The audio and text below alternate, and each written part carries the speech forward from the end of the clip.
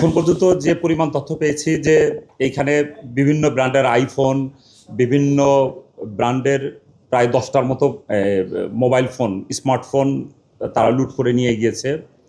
তারপরে 3টা দামি ব্র্যান্ডের ঘড়ি তারা লুট করে নিয়েছিল। এর মধ্যে আপনার ওমেগা ব্র্যান্ডের একটা ঘড়ি আছে। আমরা কিন্তু 3টা ঘড়ি কিন্তু লুণ্ঠন হয়েছিল, সেটা আমরা উদ্ধার করেছি। আর টাকা পয়সা যেটা আমরা যেটা শুনেছি যে 7 লক্ষ টাকার মতো তারা ক্যাশ ছিল, সেটা নিয়ে গিয়েছে। সেখান থেকে কিছু মাত্র আমরা উদ্ধার করেছি। আমরা আশা করি যে বাকি যেই মালামাল আছে যেটা উদ্ধার হয়নি, আমরা উদ্ধার করতে সক্ষম হব। রাইট, এটা আমাদেরও আসলে প্রশ্ন ছিল যে এইখানে অন্য কোনো বিষয় এখানে আছে কিনা। মূলত আমরা যাদেরকে গ্রেপ্তার করেছি তাদেরকে আমরা জিজ্ঞাসাবাদ করেছি। মূলত তারা বলে যে তারা আসলে অভাবের তাড়না থেকেই আসলে এই ঘটনাটা ঘটিয়েছে। এর পিছনে অন্য কোনো উদ্দেশ্য এখন পর্যন্ত আমরা সেটার সংশ্লেষ পাইনি। তবে আমাদের কোয়েরি অব্যাহত থাকবে।